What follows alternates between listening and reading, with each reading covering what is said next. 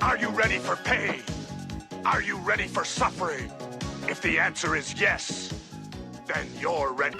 It's time for another installment of things that are acceptable for thins to do, but not fat people. These are all things that you mentioned in the comments section.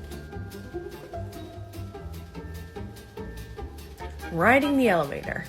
Taking the bus or calling Lyft because you don't fucking feel like walking. Also, stopping to have a little rest when walking. On these notes, having a disability that requires a mobility aid to get around. Saying, I'm hungry.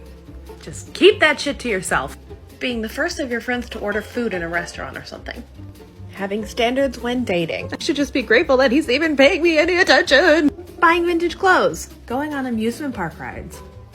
No fun for you. Not allowed. Talking openly and publicly about wanting to be pregnant. Frankly, I feel like I could make 10 of these videos. You just have to stop buying new clothes entirely. You need to wear the clothes you have, shop at thrift. When fat people talk about thin privilege, this is what we're talking about. The majority of fat people wear out our clothes until they are unwearable. Because plus size clothing is so expensive and so difficult to find, we're not just donating pieces because we want to change our aesthetic. In fact, I would argue that having an aesthetic is also part of thin privilege. I can't find my size at thrift stores. I can barely find my size in regular stores. And frankly, thin people keep buying plus size clothing in thrift stores to upcycle. And I have tried making my own clothes, but even garment patterns run really small. So what's supposed to be a size 26 on a garment pattern really measures closer to a size 20. But I don't see you talking about any of this. I just see you being judgmental. And if I had more time on this video, I'd call out your ableism as well.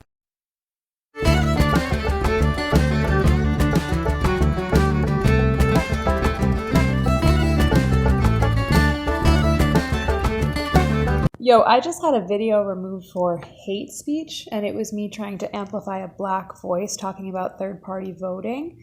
I said I was going to use my white face to get his message out a little bit more. That's hate speech? Come on, let's get physical education, yeah. Do you think Mr. Caffrey will let us do dance for PE if I ask him again? Because I've got a really good playlist, link in bio. Girl, this huffing and puffing, do you have a respiratory problem or do you have a problem with me? Don't call me girl, I have a problem with fags. Then maybe you should quit smoking. Oh, I meant puffs. Puffs? Do you mean like a vape? Gays, I have a problem with the gays. Bitch, I knew what you meant. What's your problem with the gays? Because I don't think you lot should be in here watching us get undressed. Is it because you're ashamed of your body? My what? No. Really? I just don't want you, checking me out. Sis, don't worry, even if I was a cashier, I wouldn't be checking you out. Yeah, piss off. I don't think the school showers have a golden option, sweetie. Forget it or I'll tell Mr. Carvey you were creeping. Creeping on you? Baby, I don't have a magnifying glass. Whoa! Speaking of telling Mr. Carvey, I wonder what do you think about your use of homophobic slur. You don't have the balls. How would you know? Were you checking me out? Whoa, that's what I thought. Don't forget to check the back. Hey, I say we start a trend where we slut shame men and also criticize the way they dress. Oh my gosh, Jessica, do you see that guy over there? He's sagging his pants and you can see his underwear through those pants. Like, do you think he's asking for it? Should we tell him about it? Hey, bitch! Hey, I think you're asking for it because your ass is like hanging out. Like, you're sagging and we can see your underwear. That means you're asking for it. How many people have you slept with, you fucking slut? Fucking stupid ass bitch. Oh, we're so funny, I know. Oh my gosh. We just like hate men. Like, I love slut shaming men. Like, they just deserve it. Like, honestly, like they're asking for it. Just the way they're dressed is so provocative. Okay, Jessica, let's go.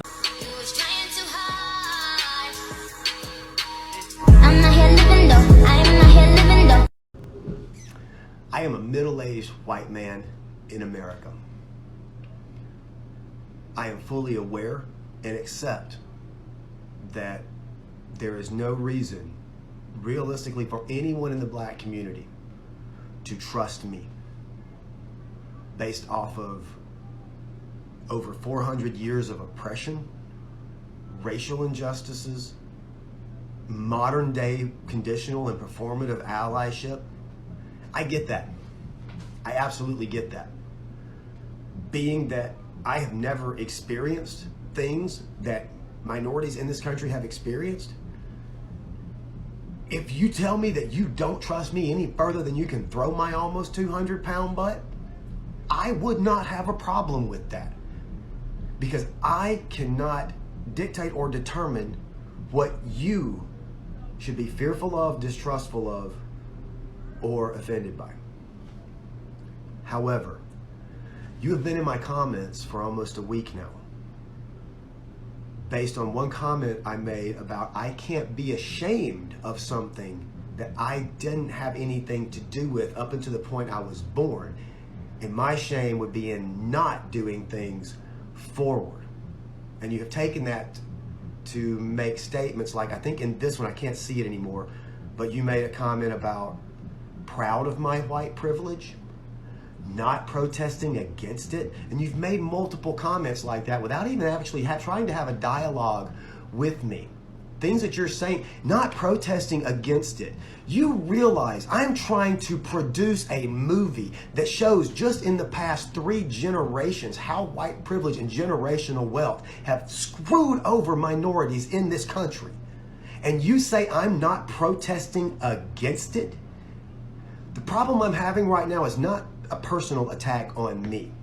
Is that you're saying things just like some of these right-wing nutbags who come off and say things off the top of their head. You're saying things without evidence, contrary to existing evidence, that only toxifies the entire conversation. I don't like blocking people, but I will. If you want to converse, let's converse. Because white privilege is real. We need to do something about it. This is my protest against it. Because Black Lives Matter. MySonsVoice.com. Okay, so I wanted to answer this question so that it stays up in my Q&A section, since I've been talking a lot about B-bellies lately and people keep asking me to clarify what a B-belly is. I did shoot a video explaining this a couple months ago, but now it's so far down on the list that people can't find it. So it looks like the capital letter B. That's the long and short of it. So this is what mine looks like. There's a chubby upper part that looks like the top of the letter B, and a chubby lower part that looks like the bottom part, and then there is a waistband in the middle separating the two where your belly button is. I also did some videos explaining theories behind why some of us have bellies that look like this, that aren't fully round or flat, and you can go check those out if you want to.